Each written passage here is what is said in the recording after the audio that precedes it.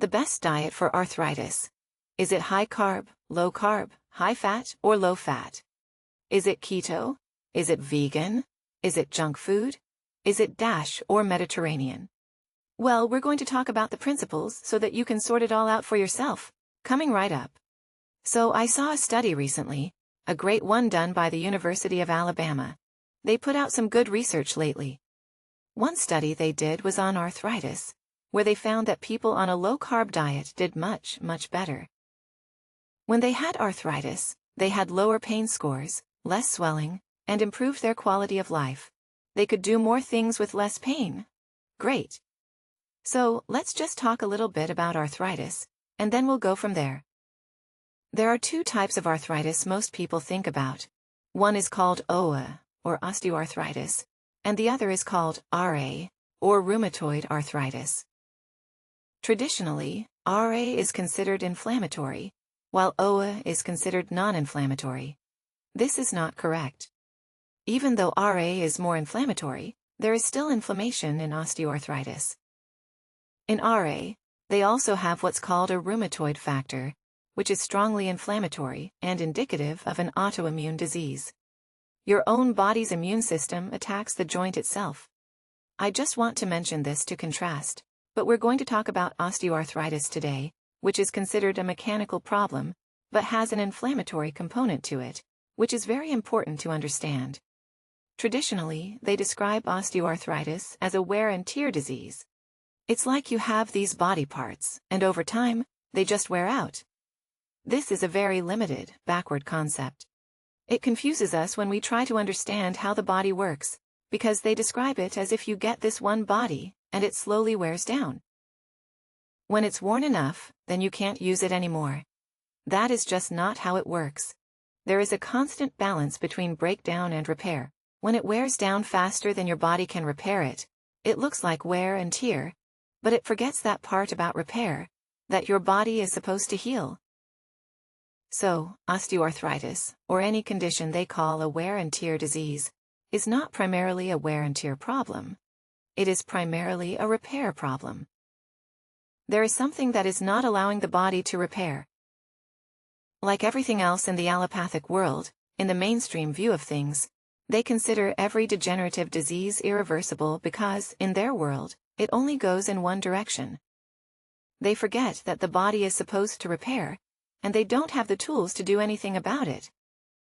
When they did this study, no, not this study, I looked at another study actually, where they said, and this was on mice. I don't take them very seriously, but it's a good curiosity. They found that the worst culprit in the degeneration of joints in mice was sugar and carbohydrates. One of the researchers explained that, wow, we always thought it was just a mechanical problem. But now we have to rethink this. It seems like diet actually has something to do with it. So again, we're making some progress as people realize that diet can have a huge influence. But why does wear and tear happen? What are the factors that create wear and tear? One factor we look at as chiropractors is poor mechanics. The joint can only be as stable, balanced, mobile, and controlled as the muscles controlling it. The muscles can only control it to the degree that the brain understands it. We need good feedback. We need good signals coming into the brain, processing and going out from the brain. Of course, the muscles have to be strong enough, which is usually never really a problem. It's more of a signal issue. If we have poor mechanics, we have uneven weight bearing on that joint. If your knees start buckling inwards, you're going to wear more on the outside of the joint. If they start going bow-legged, you're going to wear more on the inside. Poor mechanics will wear it down. It's like you have a pair of shoes where you're walking crooked. You're going to wear one side of the heel faster. That's what poor mechanics do. It wears the cartilage much faster, and then inflammation speeds up the process. It creates swelling and a poor environment.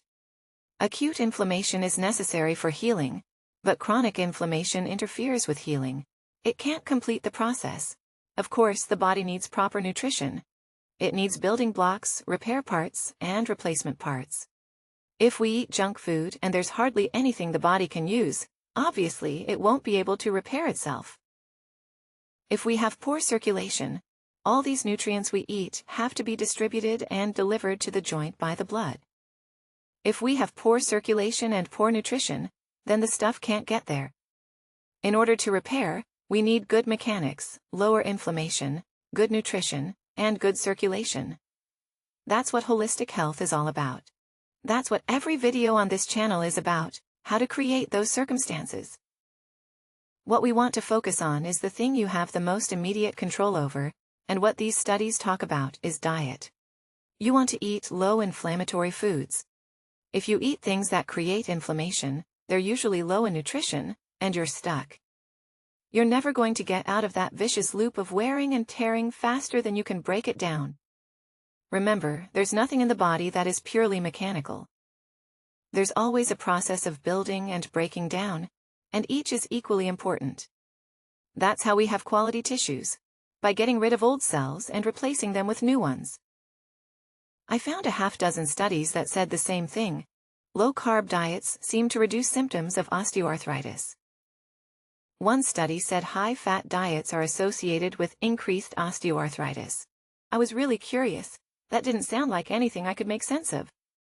I started looking into it, and it said, oh yes indeed, the high-saturated fat, high-fat diet costs more.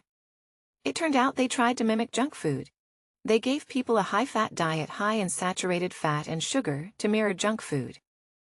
They were basically doing a study to show what junk food did to osteoarthritis. Guess what the title was?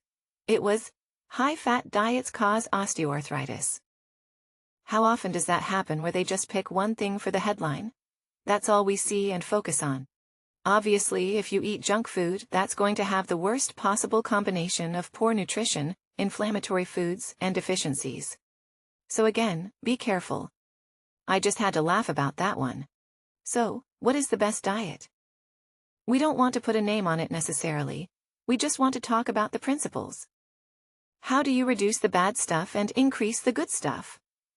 First of all, you want to lower sugar. Processed sugar is evil in every form. In fruits and berries, you could have a little bit here and there, but don't do too much if you're trying to reduce insulin resistance. You also want to avoid grains because they are probably the most inflammatory foods we have. Many people react to them and have sensitivities. Anytime you react to something, you're going to have an increase in inflammation. Processed dairy is the second most common thing that people are sensitive to. Anything else you're allergic to, you want to reduce. This is very different for different people. Some people are very sensitive. They might have a sensitivity to nightshades like bell peppers, eggplants, and tomatoes. Those people need to avoid those foods, even if they're perfectly healthy for someone else. One man's food could be another man's poison. A good idea might be something called the APE diet, which some people call the anti-inflammatory diet. Some call it the autoimmune diet, and they're very much the same thing because the autoimmune diet is all about reducing inflammatory foods. That would mean continuing to avoid grains, processed dairy, nightshades, and anything else you might be sensitive to. There's a lot of trial and error in this. If you have a good doctor who does kinesiology or muscle testing, they can assist you in figuring out what those foods are. Overall, you want to focus on getting rid of the bad stuff and then eating whole foods. They mentioned the Mediterranean diet as a good diet that's relatively anti-inflammatory. Why is that? Because they eat mostly whole foods. A very large portion of their diet is olive oil. They get as much as a third of their calories from olive oil, and it is cold-pressed and unprocessed. So on that note, you want to eat meat, fat, and veggies because they are low inflammatory. There are very few reactions to these foods. One of the best fats is saturated fat because it is very neutral in terms of inflammation. There are very few reactions, but of course you can't eat the saturated fat found in fast food because that's often hydrogenated and includes frying fats and all these terrible processed fats. When we say whole food and include meat, fat, veggies, and saturated fat, we're talking quality food, grass-fed, organic, cold-pressed, etc. And guess what? Yes, a low-carb, low-inflammatory diet helps osteoarthritis. It's not about treating osteoarthritis, it's about getting the body healthier. When the body works better, when you irritate it less, and when you provide more of what it needs, It is better able to handle, heal, and do the things it's supposed to. So, when osteoarthritis gets better, so does everything else. It's not about healing different pieces of the puzzle.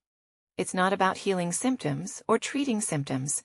It's about making the body work better so the symptoms go away. If you have any experience with these, please let me know. I'd love to hear from you. If you have any concerns, questions, or requests for additional videos, or more detailed explanations, let me know. We'll be more than happy to help. And share the videos with as many people as you can. Thanks for watching.